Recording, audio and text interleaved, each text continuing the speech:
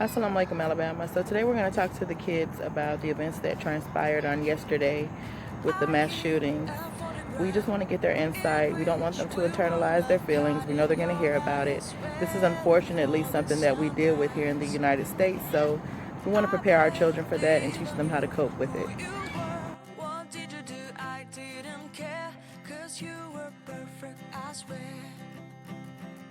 Somebody told me that it's over.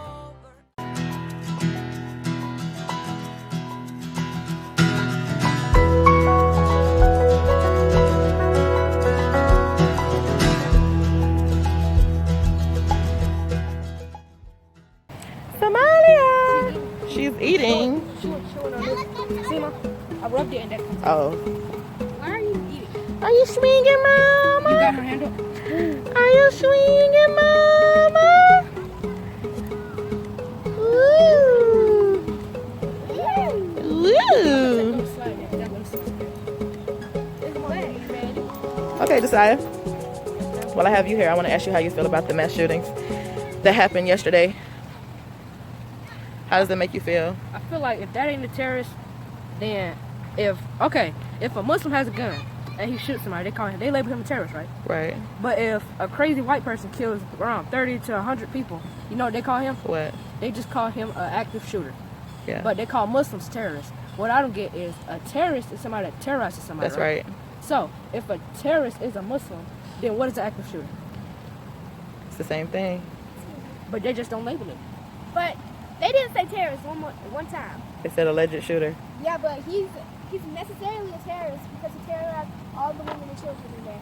Yeah. And it's little babies in there who gonna live with that for the rest of their lives. Yeah. And we go to Walmart all the time. We love Walmart. We're Yep. Walmart freaks. We are. So what would you have done if that happened and you were in there? Yeah, that's what I'm saying. Nobody did. It was if you're in Walmart, you know it's a whole place with guns. Just break the glass, there's some ammo in there. Go ahead and take them out. Yeah. That's what I would have did. But But then you run the risk of the police seeing you with the gun and thinking that you're a shooter. Yeah, but I might go to jail for saving thousands of lives. That's true. Alhamdulillah. But may Allah never test us with that. Inshallah. I mean.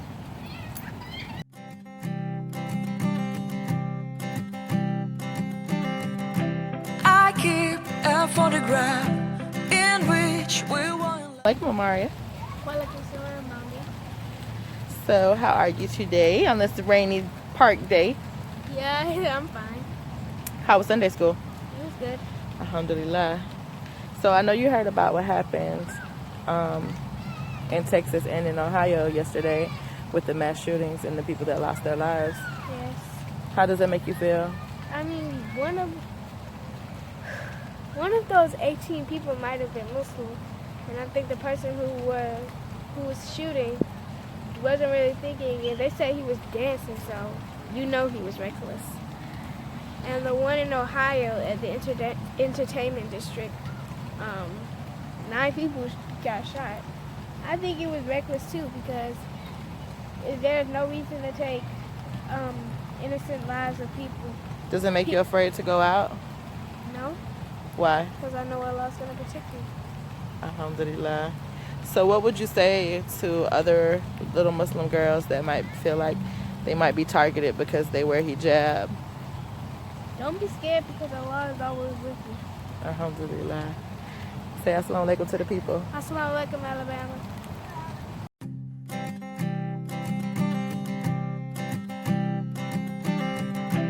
I keep a photograph in which. Okay, so brothers, do you know the gun laws in the state where you live? If not, I highly suggest that you go and check it out for the safety of yourself, your family, and your community.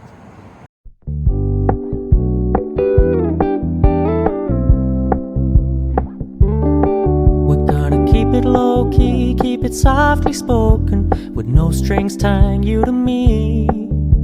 I'm happy in your company with no emotion, 'cause my love deserves to be free.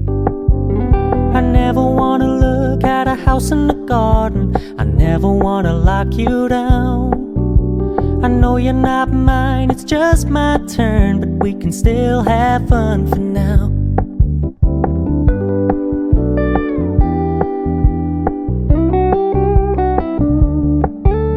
You told me you don't really do commitment trust me, consider your message received. When you said you couldn't take us too seriously, I must admit I was relieved. 'Cause I never wanna play happy families with you, but I like having you around. I'm fully aware this is a flash in the pan, but we can still have fun for now.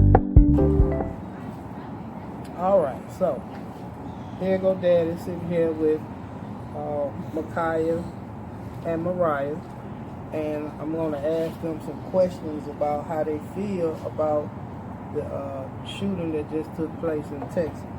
So, Sugar, did you hear about the shooting? What you think about it? Sad. Speak up. I'm sad. You're sad? Why you sad? Because nobody in there deserves to die. Yeah, you're right about that. So, what do you have to say if somebody was out there now thinking about going and doing another shoot, and you could talk to them and maybe stop them? What would you tell them?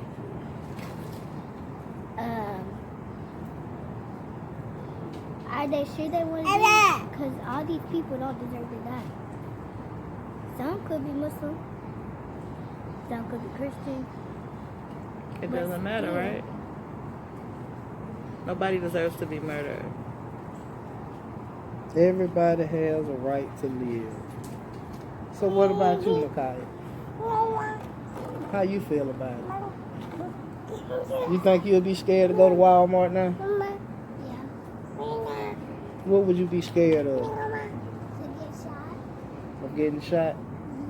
So if somebody was to come into Walmart and you had to, look out for somebody doing this to make sure that they didn't have to do it, what kind of person do you think would do something like that?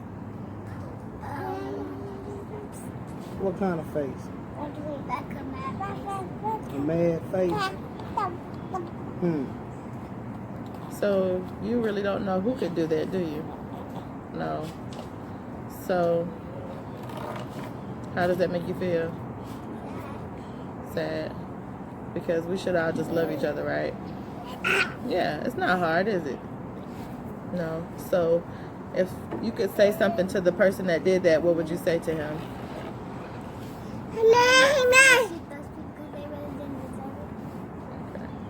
Alrighty, thank you guys. Say Assalamu Alaikum to the people. Assalamu Alaikum, Alabama. They can't hear you. Assalamu Alaikum, Alabama. One more time. Assalamu Alaikum, Alabama. All right.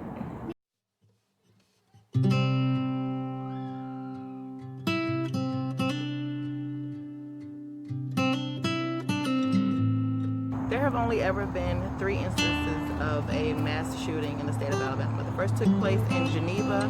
This gentleman shot his mother, his children, his grandparents, his cousins, and some of his friends. The next one took place in Mobile, Alabama, and it was also a family shooting. And the third took place at the University of Alabama in Huntsville. A teacher was denied tenure and opened fire on her classroom, killing 3 of her students. So, how do you feel about the surfacing of so much white supremacy? It used to be that racism was, it's always been an ugly thing, but we haven't experienced racism on the level that our parents have. Mm-hmm. But now it seems like since, the Trump administration has been active, we're seeing more and more white supremacists, come out of their closet. Do you think they're being fueled by hate speech? Of course they're being fueled by hate speech, because the reality is that these white supremacist politicians and spokespeople, or the voices of their movement or agenda, right? That these people have basically came to the realization that they have lost control of this country, literally. And there so was they're a panicking. time when black people may have been a minority in this country, and they say that we still are. But anybody that has eyes to be able to see what's going on in real life out here, we know that black people are a long way from being a minority in this country. And along with the immigrants and the Hispanic people and all of that, yeah, they have lost control, so they're trying to gain it back. So you think they're panicking, essentially? Yeah, they're panicking.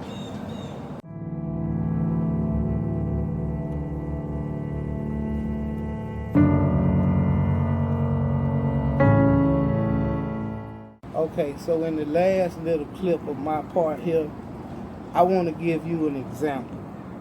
Right now, it's a Sunday evening. We at the park. I mean, who was to say that somebody didn't want to just pass by and see all the kids and hijab and stuff and say, oh, those Muslims are over there, and just open fire? I mean, the reality is, this is the world that we have to live in, and a warning that I'm giving, and an admonishment to my Muslim brothers to start paying attention to what's going on. Just pay attention. Be more alert. Teach your families to be more alert, because this is a cold world that we're living in, and more of these things are going to happen.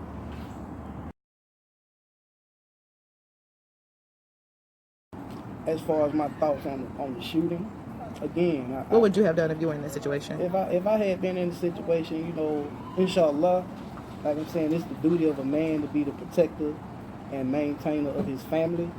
In my situation, yeah, I would have went to the sporting goods aisle. I would have took me a hammer off of the hardware aisle. I would have broke the display case where the gun's at. I would have got me some ammunition, and I would have encouraged any other male that was around me, let's go hunt this dude down and kill him.